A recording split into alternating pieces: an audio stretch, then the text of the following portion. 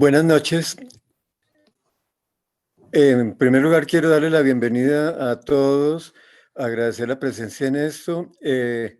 Y hoy vamos a discutir un tema realmente importante, que es el tema de vacunación en las personas mayores. Para esto vamos a tener como moderadores los doctores Antonio Saltarín, que es cardiólogo, y la doctora Diana Tencio, geriatra, ambos miembros del capítulo de cardiogeriatría de la Sociedad Colombiana de Cardiología. Y pienso que esta fecha nos quedó muy oportuna por el anuncio de la doctora Katalin Caricó y Drew Weissman como ganadores del Premio Nobel de Medicina por el desarrollo de las vacunas de ARN. Sin más preámbulos, dejo la palabra al doctor Saltarín para que modere la reunión. Bueno, muchas gracias, doctor Barón. Bienvenidos a todos. Espero que esta disertación de esta hora nos ayude a todos a actualizarnos un poquito en la parte de vacunación, que pronto es un tema que tenemos que colocar más a la luz, tener más en cuenta en cardiología por todo el impacto que tiene a nivel cardiovascular y disminución del riesgo. Para eso hoy tenemos a dos ponentes importantes. Vamos a moderar la doctora Diana Tencio y yo. Tenemos al doctor Carlos Álvarez y el doctor Darío Londoño. Inicialmente con el doctor Álvarez, que va a empezar la presentación, nos va a hablar algo de generalidades de las vacunas, esquemas de vacunación para adultos y qué vacunación deben tener los adultos. Posteriormente la doctora Diana Tencio nos presentará al otro expositor y por último estaremos moderando, estamos pendientes de todas sus preguntas, las pueden ir haciendo a medida que vaya transcurriendo el webinar. Así que bienvenido, doctor Carlos, el micrófono es suyo. Empezamos con su disertación. Bueno, buenas noches, muchas gracias Antonio, Diana, el doctor Alberto, un placer saludar a mi amigo y querido Darío Londoño, y más en este encuentro. Y muchas gracias por la invitación a la Sociedad Colombiana de Cardiología por permitirnos hablar de este tema, uno de los temas que me apasionan, y poder compartir con ustedes algunos conceptos. Y yo creo que lo más importante va a ser las preguntas que puedan surgir a raíz de esta presentación. Eh, Dicho esto, voy a empezar a hablar un poquito sobre lo que implica la vacunación. Creo que no me va a detener unos 3 o 4 minutos para contar rápidamente, y el doctor comentaba, pues justamente nuevamente se da un premio Nobel de Medicina y Fisiología por los aportes en vacunación este año. Y básicamente se da porque es que la vacunación realmente es la estrategia en salud pública que ha permitido salvar millones de vidas, no solamente ahora para COVID-19, sino las diferentes condiciones clínicas que a veces se nos olvidan porque ya no vemos la magnitud o el impacto que tenían. Pero ustedes pueden ver en la diapositiva lo que conocemos de lo que ocurría previamente con los casos de polio, por ejemplo, o lo que estaba pasando con lo que se ocurrió mejor con la vacuna de sarampión, para poner en algún contexto algunas de las vacunas previamente conocidas. Y es que muchas veces para poder tener el impacto de forma natural, lograr lo que se llama la inmunidad de rebaño, dependiendo del número de reproducción básica que tenga cada microorganismo, se requieren unas tasas muy altas de población o que le haya dado la enfermedad o que se haya vacunado. Y básicamente la posibilidad de lograr esas tasas de inmunidad de rebaño, pues justamente se logra gracias a la vacunación en muchas enfermedades como las que ya he comentado. Sin embargo, dicho esto, también hay que recordar que, infortunadamente, a pesar de estas vacunas y de que conocemos el impacto de las vacunas, pues a nivel mundial todavía tenemos deudas, ¿no? Ven ustedes que solamente el 81% de la población mundial tiene vacuna contra sarampión, 80% contra polio, así podemos mirar otras en la diapositiva tomada de la página de Our World in Data de la Universidad de Oxford, que es bien interesante porque también miren ustedes, para la gente que se debería vacunar contra fiebre amarilla y no está vacunada, pues básicamente cerca de la mitad. Entonces, aquí nos ponen unos retos importantes porque de nada sirve tener vacunas si realmente cuando las tenemos no se ofrecen o no nos las colocamos. Entonces, yo creo que acá en esta eh, serie de pasos que ustedes ven en la diapositiva, pues hay una serie de recomendaciones en las cuales es importante que nosotros como líderes en salud, primero también lo conozcamos, ¿no? Primero es conocer nuestro rol en asumir la responsabilidad de la importancia de las vacunas, conocer a nuestros pacientes, conocer las vacunas que hay, conocer las limitaciones y basado en esto poder hacer los últimos dos pasos, que es conocer el mejor momento para aplicarla y también conocer las barreras para o que hacen que no se logre la vacunación adecuada. Recordemos también que las vacunas desafortunadamente son de los, han sido víctimas de lo que llamamos ahora la infodemia, que la vimos en COVID-19, pero la vimos desde antes, específicamente con vacunas como la relación entre algunas de ellas con el autismo o lo que pasó con la vacuna del papilomavirus y en Colombia en la década pasada, que hacen que muchas personas no crean que las vacunas sean efectivas. Ven ustedes cómo mal contados en Colombia, podríamos estar hablando de un 10 a 15% de personas que no se vacunan porque no creen que sirvan para algo. O también un porcentaje importante piensan que las vacunas no son seguras, que como les comentábamos, lo discutíamos para COVID, pero eso también ocurre para otras vacunas que probablemente la no adherencia o la no observancia a las recomendaciones se basa en esto que ustedes ven en la diapositiva. Ahora quisiera comentar en los siguientes 5 minutos dos aspectos importantes, y es que nosotros conozcamos las vacunas realmente. Y en eso recordar que siempre que hablamos de vacunas, tenemos que tener en cuenta que las vacunas en general pues tienen una connotación que producen protección, pero esto lo hacen de maneras diferentes. Y la forma de producción de vacunas es diferente, porque hay vacunas que son vivas atenuadas, vacunas que son de recombinantes, vacunas que son de microorganismos inactivados, utilizando vectores virales, y ahora pues conocemos todo lo que es las vacunas más de ARN que ADN, y también los tozoides. En eso más o menos creo que en este tipo de procesos hemos pasado más de 200, 300 años desde que Jenner hizo la primera aplicación de vacunas atenuadas.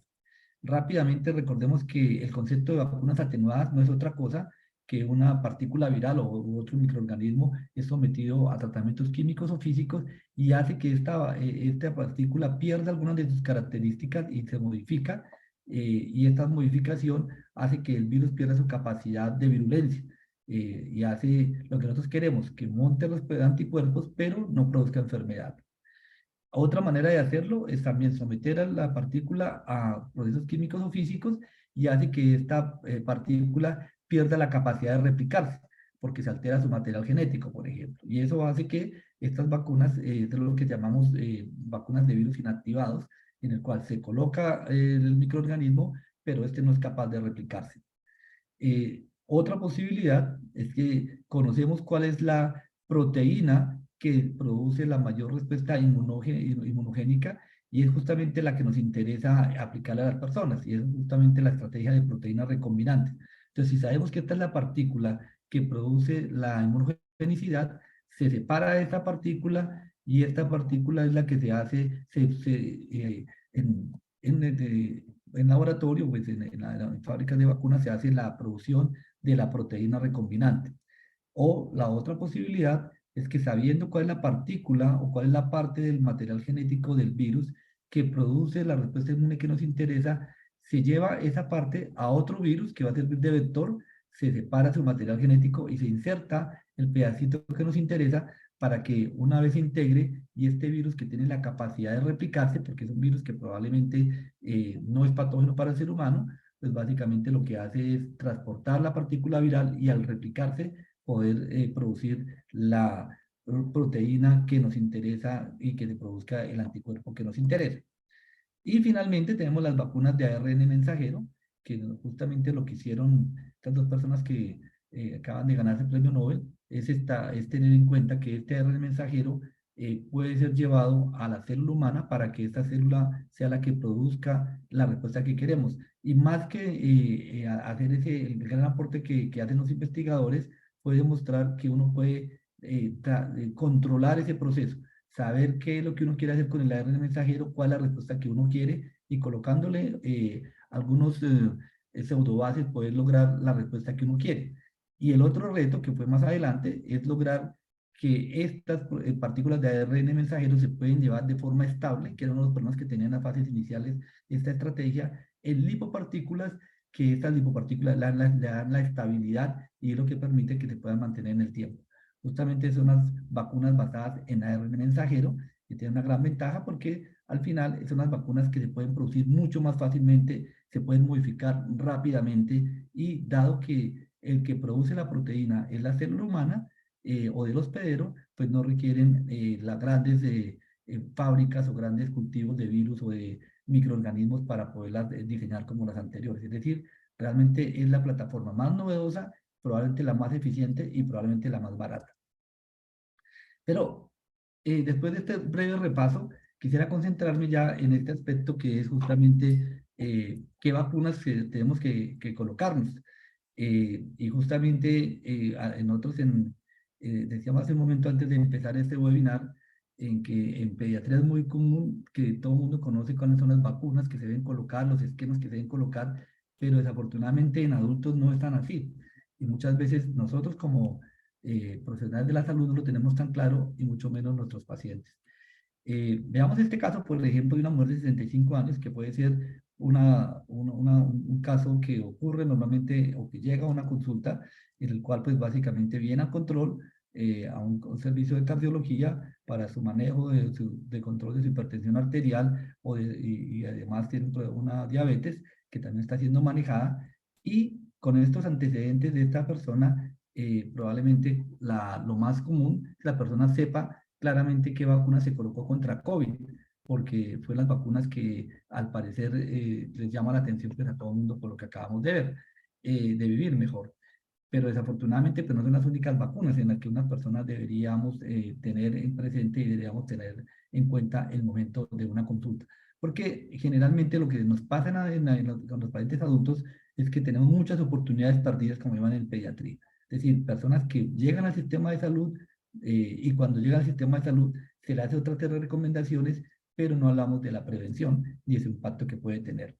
Uno podría plantearse que a esta señora le podríamos recomendar algunas de ellas. Alguien podría decir, bueno, le podemos colocar influenza en neumococo. Alguien podría ser más ilustrativo y decir, también quiero colocarle hepatitis B y COVID adicionales. Alguien diría, me preocupa más el varicela zoster. O leí las noticias recientes de este año y le coloco el virus incisional respiratorio, y de pronto si tiene una posible nacimiento de un nieto, colocarle DPTA. O podríamos decir, le podemos colocar todas, o de pronto no le colocamos ninguna o no le ofrecemos ninguna, ¿cierto? Miren ustedes que al final la respuesta en la anterior pregunta es todas, y eso se basa en algunas de las recomendaciones, y aquí les coloco la tabla de lo que actualizó hace un mes el Sistema de Salud de los Estados Unidos. Los CDC hacen las recomendaciones por grupos de edad, y ven ustedes que en este momento, para una persona mayor de 65 años o igual a 65 años, como el caso que estamos mirando, pues tendríamos que tener vacunas completas para COVID, ya que hablamos más adelante de esto, vacunas contra influenza, vacunas contra tétanos, difteria o pertussis celular, que se debe colocar cada 10 años. Recordemos que los reservorios específicamente de la difteria y la varicela pertussis somos los adultos, y por esto la importancia de vacunar con una rutina importante cada 10 años. Varicela, varicela zoster con la vacuna del herpes zoster que están acá, que tendríamos que plantear de 2 dosis. Tendríamos que hablar de vacuna de neumococo, y así sucesivamente podríamos ver dependiendo el riesgo de las personas. Y es interesante tenerlo presente porque dependiendo del riesgo también hay unas condiciones específicas. Este es el caso, por ejemplo, de las personas con enfermedades cardiopulmonares y su indicación de vacunación. Fíjense ustedes que esto también es las recomendaciones de los CDC, en los cuales para las personas que tienen una condición clínica de una enfermedad pulmonar o una enfermedad cardiovascular, pues básicamente las recomendaciones son las que ustedes ven en la diapositiva. Les recomiendo visitar el sitio web del OCDE, donde pueden encontrar no solamente para enfermedades cardiopulmonares, sino para cada una de las condiciones clínicas. Obviamente me centro un poco más en este tema por razones obvias, y aquí pueden ver las recomendaciones que debería tener un esquema de vacunación una persona adulta. Y me gustaría que en este momento las 105 personas que están conectadas se hiciera una autorreflexión, cuántas de estas vacunas le han preguntado a sus pacientes si las tienen o no las tienen, y si realmente qué tanto de estas vacunas las conocemos en el día a día. Yo creo que aquí hay un punto importante para resaltar que algunas son obvias, otras no son tan obvias, y justamente lo que voy a tratar de mostrar en los siguientes 5 o 10 minutos, algunas de las características de las vacunas más importantes que ven acá. Entre otras, estas que ustedes ven acá con nombres sofisticados, son las vacunas de influenza. En el cual hay una de estas vacunas que dice con precaución, que no la tenemos en Colombia, que son vacunas de virus atenuado. Nosotros tenemos otro tipo de vacunas que les voy a mostrar más adelante. Y aquí vemos las otras vacunas que deberían tener nuestros pacientes. Recordemos, sí, que definitivamente lo que ha hecho que se traslapan las infecciones por virus respiratorios, llámese neumococo, influenza, o aquí debería ser virus del SARS-CoV-2, causante de la COVID-19, es que definitivamente hay un riesgo mayor para las personas mayores de 65 años, algunos ponen de 60 años, y ese mismo riesgo se mantiene para enfermedades orgánicas crónicas como las enfermedades del pulmón, del corazón, del hígado o el riñón. Las personas con sobrepeso, importante para influenza y para COVID, no se ve en el neumococo, pero si ven ustedes también que en este caso la persona que estamos viendo, pues tenemos también, o por ser diabética, otra condición importante de riesgo aumentado para estas 3 condiciones clínicas.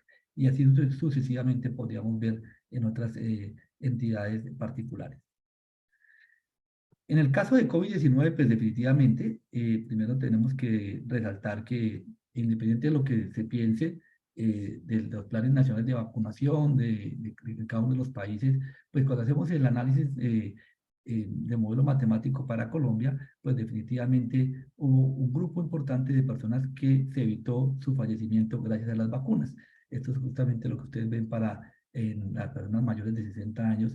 Se considera que hubo al menos 20.000 o 22.000 exactamente personas que se evitaron fallecer gracias a la estrategia de vacunación en Colombia.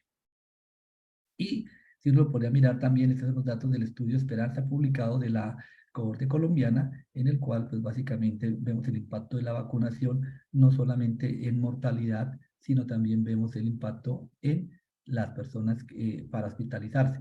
Es importante tenerlo presente, que definitivamente, aunque parezca obvio en este momento, en las personas mayores de 60 años es las personas que tienen el mayor efecto de la vacunación, mayor efectividad y en prevención, tanto de hospitalización como de mortalidad.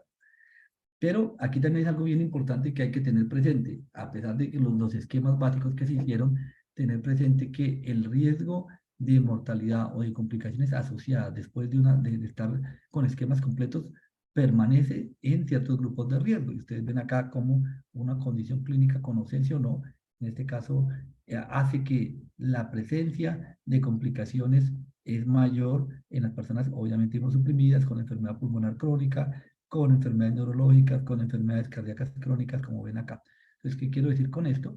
En que definitivamente las personas que tienen las condiciones clínicas que conocemos desde el comienzo de la pandemia, pues deben seguir vacunándose contra COVID-19, porque a pesar que el impacto o la efectividad de la vacuna es menor, pues definitivamente estas personas con condiciones clínicas, como las personas con enfermedades con enfermedades crónicas del corazón, pues básicamente tienen un riesgo aumentado de presentar una complicación. Es por esto que la recomendación que hace la Organización Mundial de la Salud en la última reunión de expertos en marzo de 2023, lo que cambia es la clasificación basado en el riesgo.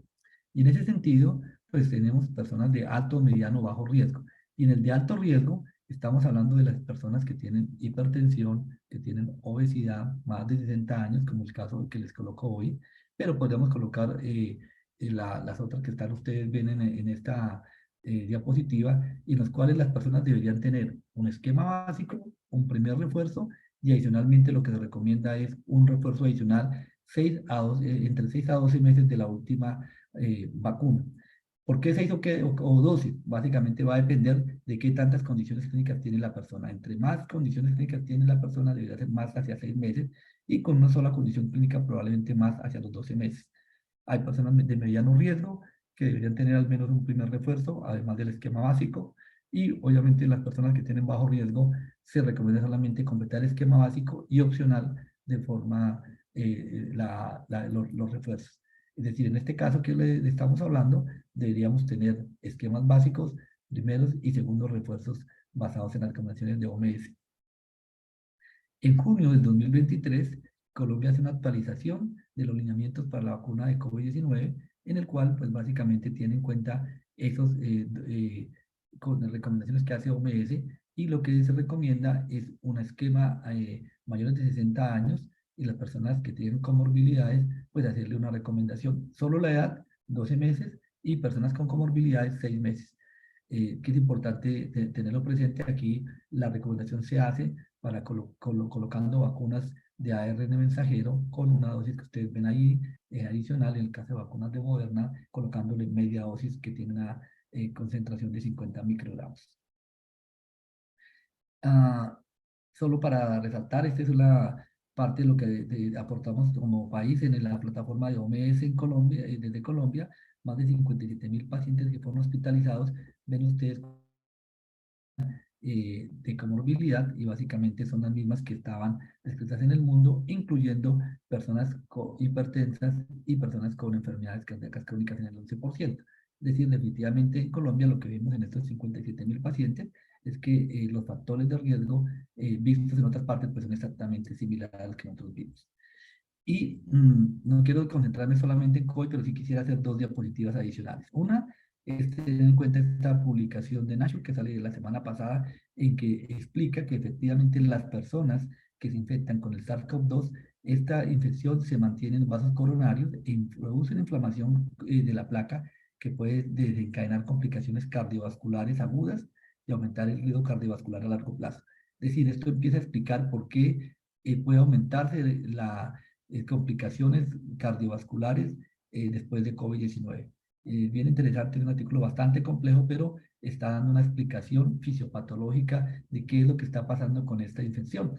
Y aquí se saltó esta diapositiva, esto ahorita la miramos, creo que aquí me falta una que quería mostrarles antes, perdónenme. No, creo que se saltó esta, la que quería mostrarles, perdónenme. Y otro de los puntos importantes que no se nos debe olvidar es que hay uno de los problemas que estamos teniendo en las personas que tienen COVID prolongado, que no es otra cosa que personas que duran por más de 3 meses con signos, algunos 1 o 2 años, específicamente problemas musculares, problemas de disnea, problemas de alteraciones neurológicas, problemas cardiovasculares, problemas de tromboembolismo, que se mantienen después de haber tenido un episodio de COVID agudo, independiente si el episodio de COVID fue severo, moderado o leve. Es importante tenerlo presente, porque lo que estamos viendo es que en nuestro país no tenemos clínicas de especialidades en COVID prolongado, y lo que está pasando es que los pacientes están yendo a los diferentes especialistas sin haber una conducta integradora. Creo que es una necesidad que estamos teniendo para la atención de pacientes con COVID prolongado. Y en este sentido también hay que plantear que una de las razones por las cuales las personas deben seguir vacunando es para evitar la presencia de COVID prolongado. Me devuelvo para la siguiente recomendación, que son las vacunas de influenza. Las vacunas de influenza, estas son las recomendaciones que hace los CDC para los Estados Unidos. Básicamente la recomendación de qué tipo de vacuna se debe colocar, vale los que se consiguen en Estados Unidos. Recordemos que algunas de las que están acá no se consiguen en Colombia, especialmente algunas vacunas recombinantes, pero básicamente la recomendación es colocarse administrarse la vacuna, que en Colombia, recordemos, a pesar de que nosotros somos hemisferio norte, realmente nos comportamos más hacia el hemisferio sur, y las recomendaciones que se hacen es colocar la vacuna de influenza, especialmente en los meses de abril o mayo. Es el momento ideal para colocar la dosis de vacuna de influenza para proteger hasta el próximo año. Recordemos que las vacunas de influenza van cambiando basado en los virus que están circulando, algo como lo que pasa con el virus del SARS-CoV-2 y las variantes, y la OMS hace una recomendación para producción de vacunas. Este es el caso de las vacunas que se están aplicando para el hemisferio norte a partir de octubre de este año, en el cual están dadas esas recomendaciones basadas en estas sugerencias que hace la OMS, y básicamente teniendo en cuenta lo que circula o lo que se espera que vaya a circular para cada uno de los periodos. Y por esto es importante tener en cuenta cuando se administra la vacuna, en qué momento colocarla y qué tipo de vacuna hay que colocar. Recordemos que la vacuna de influenza es una vacuna que es eficaz en prevenir la enfermedad sintomática, prevenir hospitalizaciones, enfermedades graves. Tiene indicación para todo el mundo, más de 6 meses, incluyendo las mujeres embarazadas, y la única contraindicación para algunas de ellas son las que tienen producción de huevo, pues que sea alérgica al huevo, que en realidad es una alergia extremadamente rara. La miramos. La otra vacuna es la vacuna contra el neumococo. Básicamente recordar que la vacuna contra el neumococo pues tiene una connotación importante en enfermedades crónicas, y tenemos vacunas que tienen de diferentes valencias de 13, 15 o 20. En Colombia tenemos malas de 13, entonces tenemos el 15 o de 20, que es eficaz para prevenir la neumonía y para la infección invasiva, ayuda a la inmunidad de rebaño y disminuye el estado portador asintomático, es decir, realmente son eficaces. Y también tenemos la vacuna B23, de polisacárido, que es una vacuna que es eficaz también para reducir la enfermedad invasiva y desafortunadamente declina con el tiempo. En general, esta es un poquito más compleja, pero tengan en cuenta que lo que se recomienda ahora para lograr la mayor inmunogenicidad en las personas menores de 65 años es colocar una de las vacunas conjugadas, coloquémosle solo, independiente de que sea 3 o 15 o 20, y a las 8 semanas colocar la segunda vacuna, la vacuna de polisacáridos de 23 valencias de polisacáridos. Esta es la manera como se logra el mayor impacto de la vacuna. Si se coloca la vacuna primero de 23 valencias, lo que se recomienda es al año colocar la vacuna de 13 valencias. Es decir, aquí si coloco primero esta, al año. Si coloco primero esta, a los 2 meses. Y en las personas mayores de 65 años, administrar la vacuna conjugada si no la han recibido. Y colocar a las 8 semanas la vacuna de 23 valencias. Vacuna contra virus de hepatitis B. Alguien me diría, pero vacuna de hepatitis B para personas mayores de 60 años, pues ¿qué riesgo va a tener? Recordemos que es importante, y aquí está nuestra compañera, colega pediatra, la importancia de la vida sexual de las personas, y hay personas que no se han vacunado ni se han infectado con hepatitis B y se pueden infectar ante los 50, 60 años. Por esto es importante tener en cuenta que la vacuna de hepatitis B es una vacuna que es recomendada para este grupo de edad.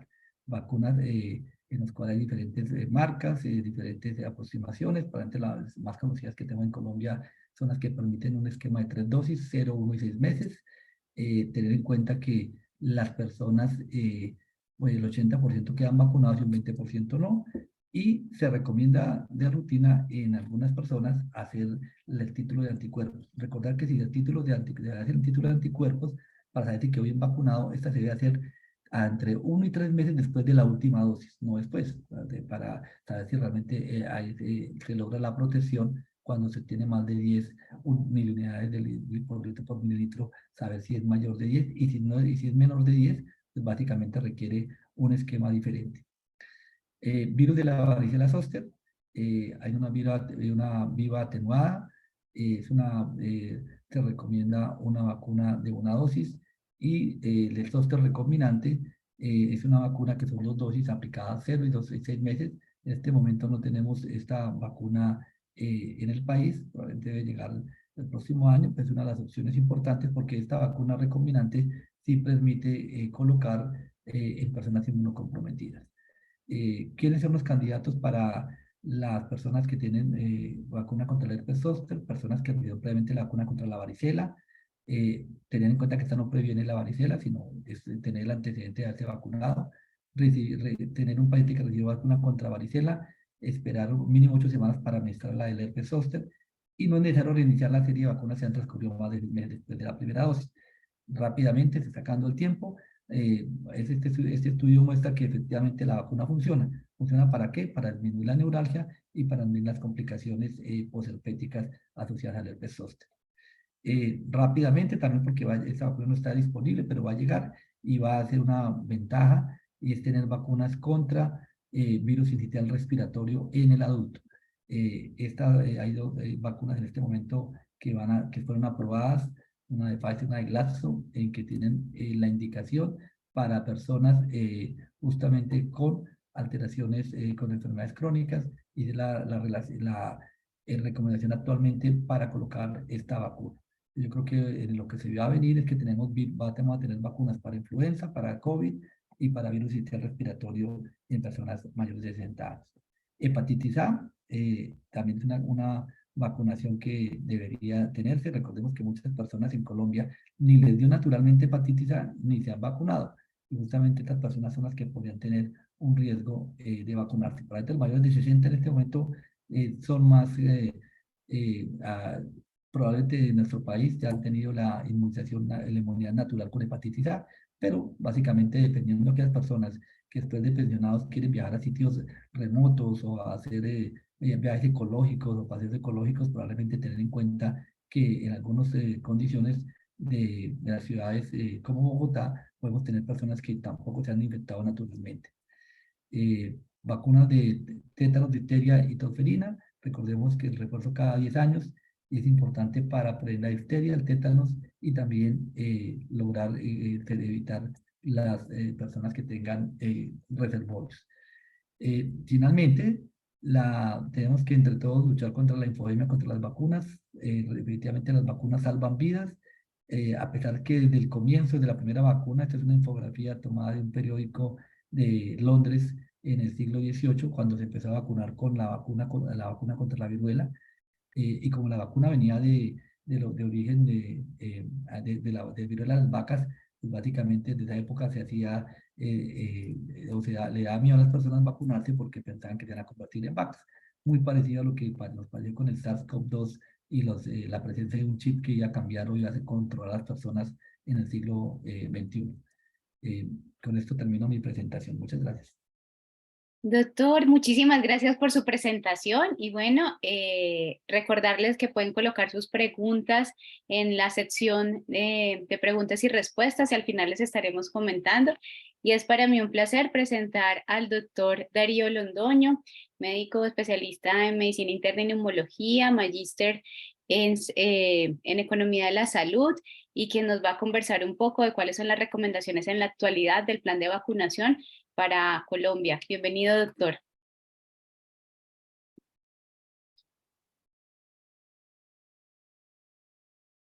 Está silenciado, doctor. Si puede encender el micrófono. Gracias. Ya. Muchas gracias a la sociedad. Muchas gracias a Alberto, a Antonio, a Diana y a Carlos, obviamente, por este espacio. Yo quiero contarles algo que hicimos hace unas semanas. Hace unas semanas estuvimos conversando entre las sociedades científicas la necesidad de tener un consenso nacional para la vacunación de adultos. Y esto llevó a que inicialmente pensáramos que fuera un consenso que estuviera dedicado especialmente a las personas mayores, de 60 años. Y arrancó inicialmente como un consenso en el cual estaría la Sociedad de Sociedades Científicas y la Asociación Colombiana de Geriatría y Gerontología. Pero cuando empezamos a ver la necesidad de que este consenso incluía otra cantidad de asociaciones médicas, empezamos a conversar con todas ellas para poder incluirlas dentro, digamos, de este proceso. En este momento, en este consenso, está todas las asociaciones que ustedes ven aquí. La última asociación que que se incluyó fue la Sociedad Latinoamericana de Medicina del Viajero, y la Sociedad de Anestesia acaba de hacer parte, de querer entrar también, digamos, a ser parte de este consenso.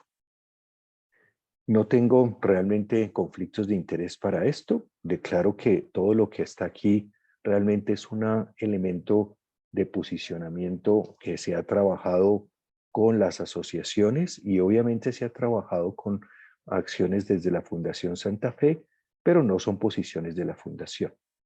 Entonces quiero contarles lo que en ese momento conversamos como planteamiento del problema, qué metodología decidimos usar, cuáles fueron esa definición de consenso que decidimos y por último algunas de las recomendaciones específicamente para 3 de las vacunas principales que tenemos.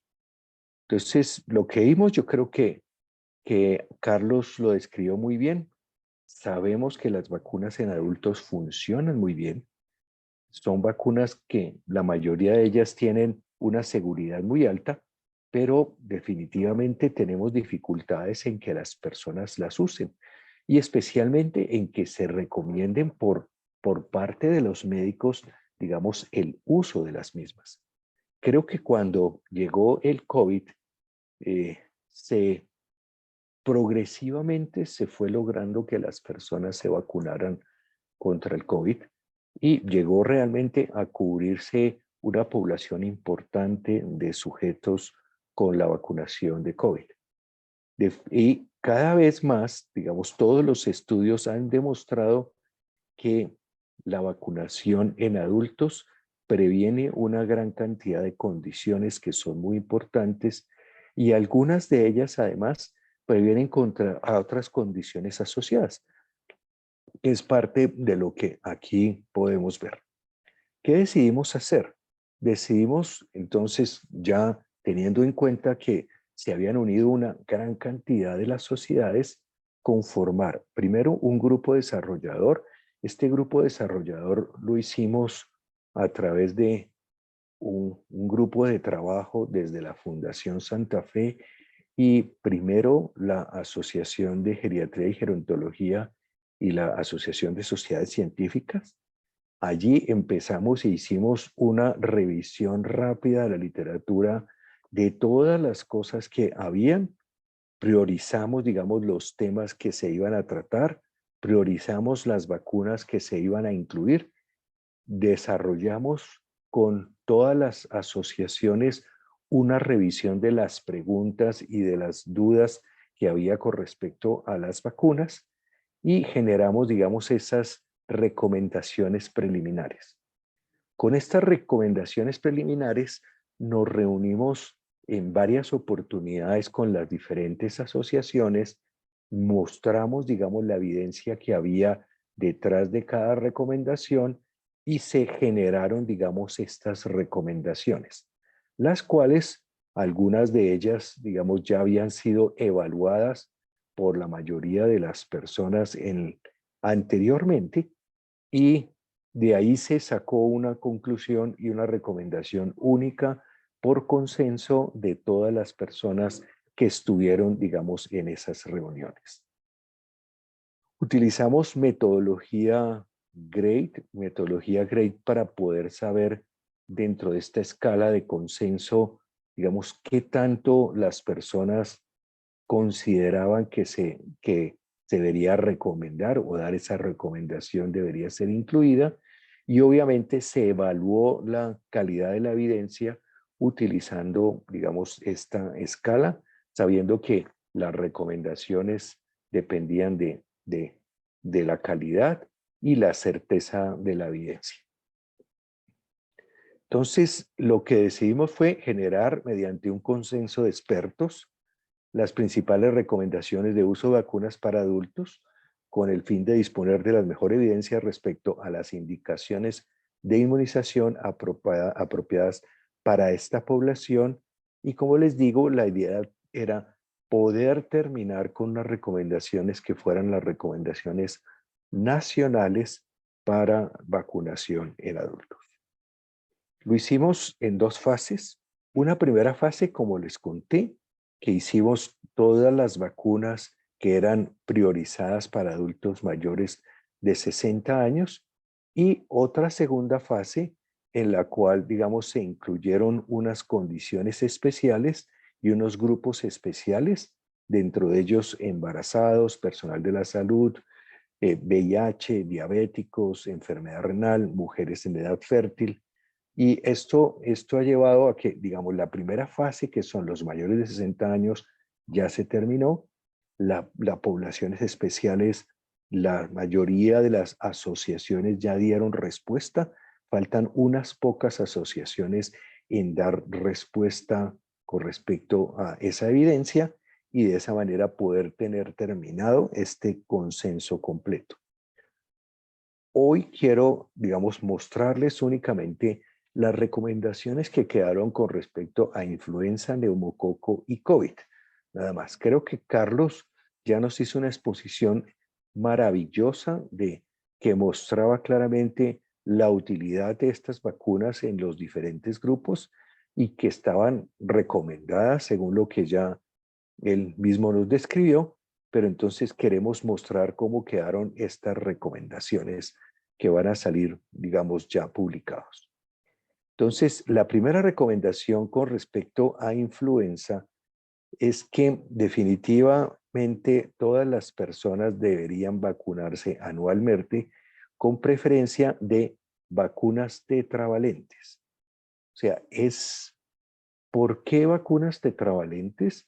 Porque definitivamente cuando hicimos la evaluación de la evidencia mostraba un mejor efecto de protección, especialmente contra algunos de los serotipos que incluían, digamos, esta vacuna tetravalente, que no lo cubre la trivalente, y que, como sabemos, digamos, esto es cíclico. Hay momentos de los años y hay años en los cuales tenemos ese linaje B que se presenta en la población y en otros momentos no. Pero como no lo sabemos, es mejor tener ese cubrimiento. Dijimos de todos modos que hay muchas veces que tenemos desabastecimiento de vacunas de influenza, y al haber desabastecimiento deberíamos recibir, digamos, deberíamos priorizar mucho esta vacunación, especialmente en personas mayores de 60 años y o con factores de riesgo, y obviamente si se cumplen las dos, pues serían las personas mayor prioritarias para que se haga la vacunación. Recuerden que aquí estamos hablando solo de adultos, no incluye aquí recomendaciones nada de niños. Por el otro lado, digamos, para todas las personas mayores de 60 años, volvemos a lo mismo. Decimos que esto debería ponerse cada año a todas las personas mayores de 60 años, pero si no, debería ponerse por lo menos en personas que tienen alto riesgo y que son mayores de 60 años. En las personas que tienen enfermedad coronaria, deberían siempre darse la vacunación. ¿Por qué? Porque se sabe que una persona que tuvo un evento coronario, si nosotros le aplicamos vacuna de influenza, disminuye la probabilidad de que haya recurrencia de un nuevo evento coronario. Entonces, la recomendación es, tiene un evento coronario, debe vacunarse casi durante la hospitalización o en el siguiente mes por tarde, para que se evite el desarrollo de la posibilidad de un nuevo infarto y entonces se convierta esto en un elemento también como de prevención secundaria.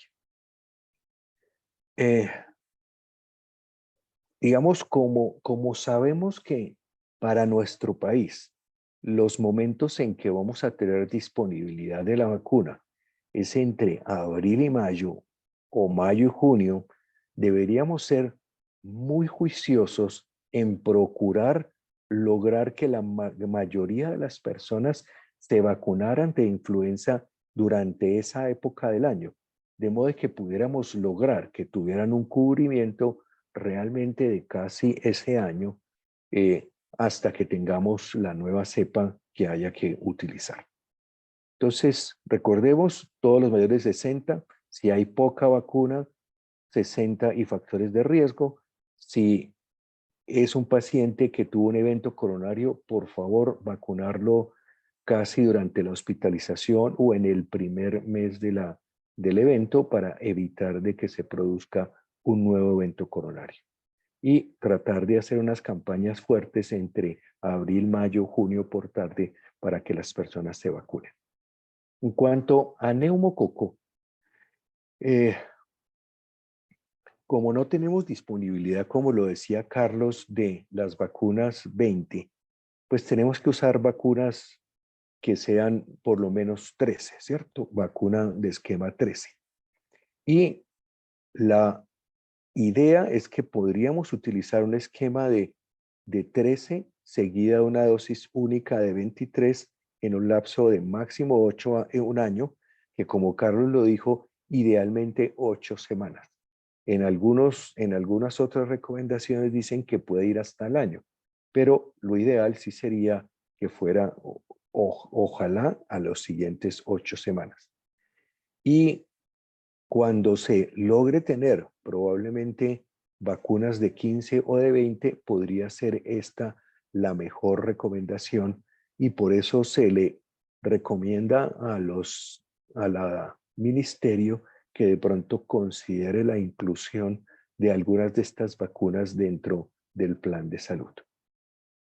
No se recomienda definitivamente la vacunación rutinaria de neumococo en personas menores de 60 años sin factores de riesgo o que no tengan inmunocompromiso. En esos casos, digamos, amerita hacer algunas otras consideraciones, pero en mayores de 60 años siempre. Y esta es una recomendación de si uno hizo el esquema que conversamos, de utilizar un esquema de 13 y 23, debería no requerir probablemente revacunaciones de ahí en adelante. Con eso sería un esquema completo y no requeriría estar haciendo más vacunaciones durante el transcurso de la vida. Miremos un poco lo de COVID.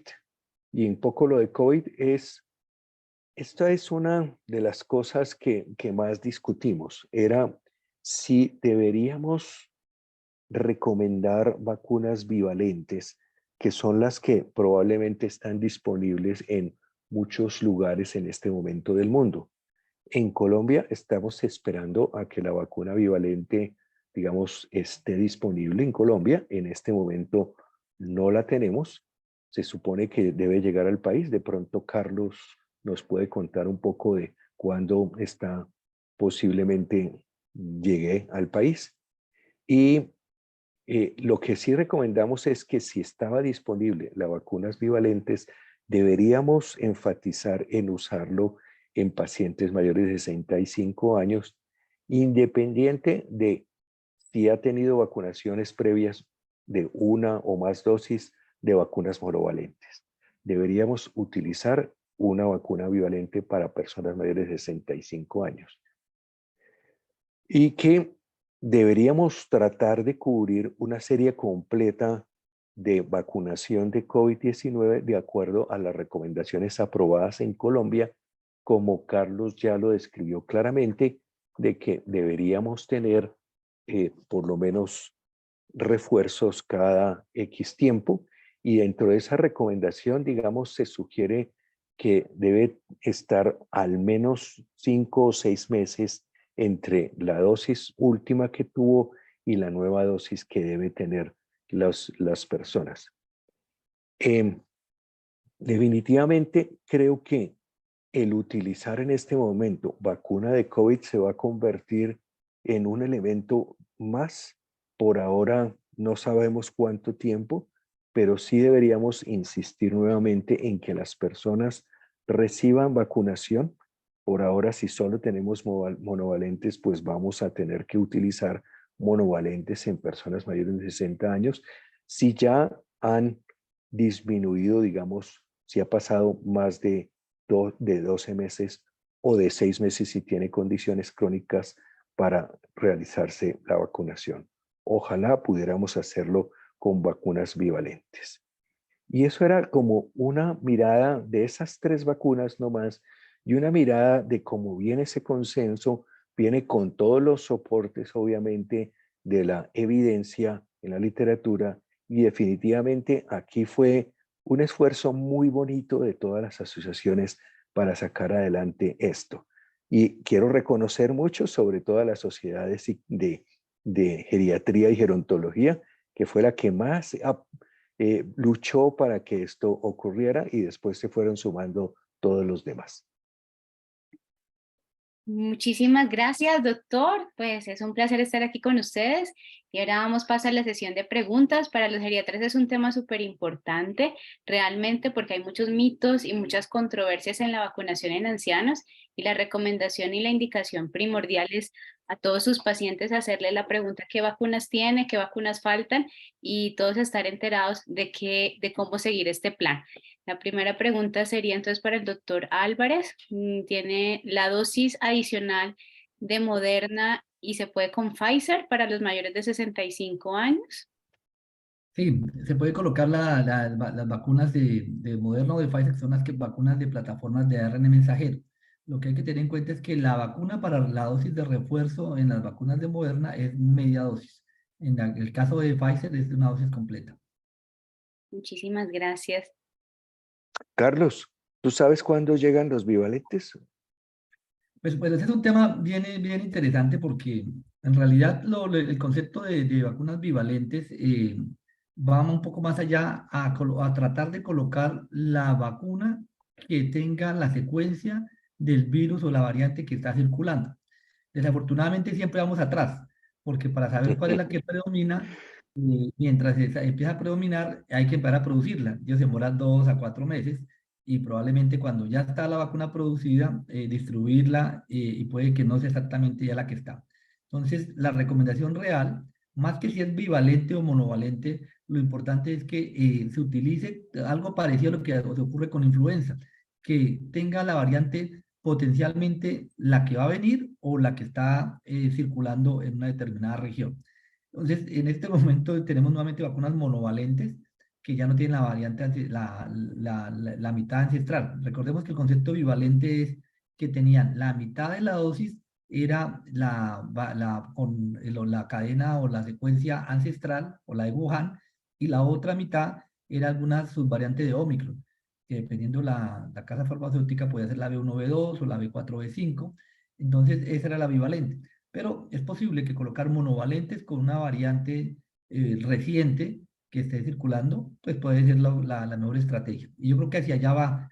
Y lo que uno quisiera es tener una vacuna que llame Pansarcovirus, que pudiera tener la posibilidad de cubrir no solo variantes Omicron, sino muchas variantes, que ahí creo que es el reto científico en este momento. Ok. Doctor Londoño, preguntan que dónde van a publicar las recomendaciones de la vacunación. Entonces, la de mayores de 60 años está sometido en este momento ya a Lancet. Lancet no nos ha dicho que no. Están en la conversación, lo hemos hablado con ellos. Les pareció interesante, digamos, esa publicación, y todavía no tenemos la respuesta de aprobación, pero está sometido allí. Y como les digo, la parte de 18 a 60 años ya está casi en los últimos retoques, y lo que hemos pensado es publicarla. Probablemente una opción es en Infectio y otra opción es en la de Salud Pública de Latinoamérica, de Brasil. Esas son las opciones que tenemos en este momento. Ok, perfecto, gracias. Hay 2 preguntas más. Una es ¿qué distancia de tiempo o qué diferencia de tiempo se recomienda para colocar vacunas de influenza, neumococo o COVID? O si hay vacunas o hay algún tipo de vacunación en donde se utilicen 2 a la vez.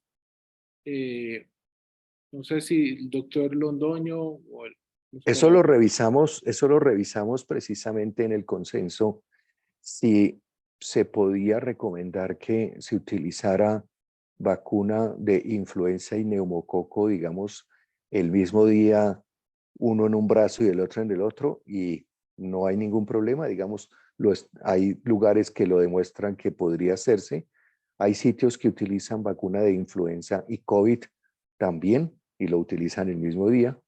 No encontramos nada de evidencia de utilizar 3 vacunas el mismo día. No sé si Carlos tenga información al respecto. No, no hay contraindicación. De hecho, creo que la tendencia de las vacunas es tratar de hacer vacunas en el que puedan colocarse al mismo tiempo influenza, COVID y, por ejemplo, virus sincitial respiratorio. Creo que sería como lo ideal. No hay contraindicación. Las contraindicaciones son vacunas vivas atenuadas. En las vacunas vivas atenuadas sí hay que esperar 15 días entre una y otra. Esa es como la única advertencia. Pero en realidad las vacunas se pueden colocar. Recordemos que los niños les colocan hexavalente, ¿no? 6 vacunas, una en cada, al tiempo. Entonces, realmente no es un tema que nos deba preocupar. Bueno, tengo otra pregunta. No sé si alcanzaron a revisar algunos tipos de grupos especiales, por ejemplo, recomendaciones de vacunación para personal que labora en salud, recomendaciones para deportistas, por ejemplo, que están, o para batallones del ejército, de la policía, etcétera, que de pronto tienen un poquito más como de concentración o de hacinamiento. ¿Hay algún tipo de recomendación o se tocó en el consenso o que hay de conocimiento publicado?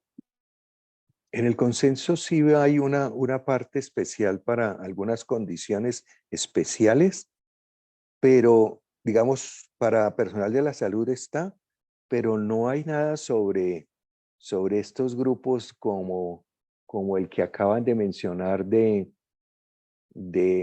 lugares del ejército, de concentraciones especiales, no tengo claro, digamos, eso. No sé si Carlos pueda tener algo de información al respecto. Sí, digamos que en general en las vacunas hay que tener dos conceptos. Uno es las condiciones clínicas, que creo que es parte de lo que se ha trabajado en el consenso que plantea el doctor Londoño, y otras son las condiciones, por ejemplo, laborales.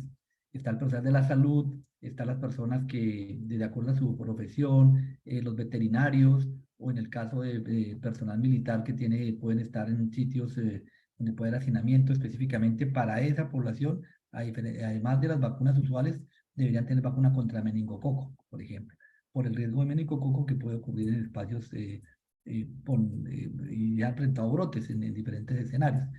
Y es justamente tenerlo presente que sí hay una como vacunas recomendadas por profesión. El veterinario, por ejemplo, hay que tener en cuenta, dependiendo del riesgo para rabia, y así y el personal de salud, pues obviamente también el riesgo que tenemos. Y ahí de pronto hago énfasis en el personal de la salud, que tenemos un doble emisión en ese sentido, porque una es la vacunación para protegernos nosotros, pero la otra para proteger a nuestros pacientes, porque nosotros podemos enfermarnos y podemos transmitir a nuestros pacientes. Eso parece obvio, pero hay que recordarlo. Así Sí, es. y es triste ver que no somos de los más juiciosos en vacunación, ¿no? Sí, total. Y bueno, aprovechando la pregunta de la vacunación, así como en niños y en ancianos se quiere aprovechar cada oportunidad que tenemos de contacto con el paciente para aplicar las vacunas. Pocos son los efectos secundarios del malestar general, pero no habría ninguna contraindicación y con la inmunosenescencia no se ha visto que disminuya como tal en la aplicación de 3 vacunas la efectividad. Hay una pregunta, doctor Carlos, de si un varón de 65 años se ha vacunado 2 veces separados, 3 años contra hepatitis B y no desarrolla protección, es llamado anérgico, y sus comentarios sobre qué podemos ofrecerle en cuanto a otras vacunas como influenza, si ya ha estado vacunado. A ver, lo pasemos rápido, pero recordemos que la efectividad de las vacunas de hepatitis B es solo el 80%. Entonces, aquellas personas que no hacen títulos y y son grupos de riesgo, debería colocarse un segundo esquema que consiste en no colocar 3, sino 4 dosis. Y se coloca una doble dosis. Se colocan, en vez de 20 microgramos, se coloca 40 microgramos con esquema 0, 1, 6, 12. Y con ese esquema se mejora la efectividad en un 10% adicional. Es decir, al final hay un 10% de personas que si hacen anesia, como lo comenta la persona que hace la pregunta. Y ahí pues no hay nada que hacer, ya no vale la pena colocarle más porque a esas personas, como son proteínas recombinantes, no va a funcionar ya a este tipo de vacunas. Pero lo importante es que el hecho de ser alérgico a la vacuna de hepatitis B no necesariamente significa que va a ser alérgico a otras vacunas. Es un tema muy puntual y muy característico e idiosincrático para esta vacuna. Entonces, salvo que una persona sea inmunocomprometida porque está con terapia biológica o porque está tomando otro tipo de medicamentos, básicamente que hay una disminución de la respuesta que entre otras se les ofrece las vacunas, porque a pesar de que la respuesta es menor, en el caso que se complican, pues tienen mayor riesgo de tener una complicación seria. Pero ahí sí habría un efecto para todas las vacunas. Los demás se debería colocar la vacuna de influenza sin problema.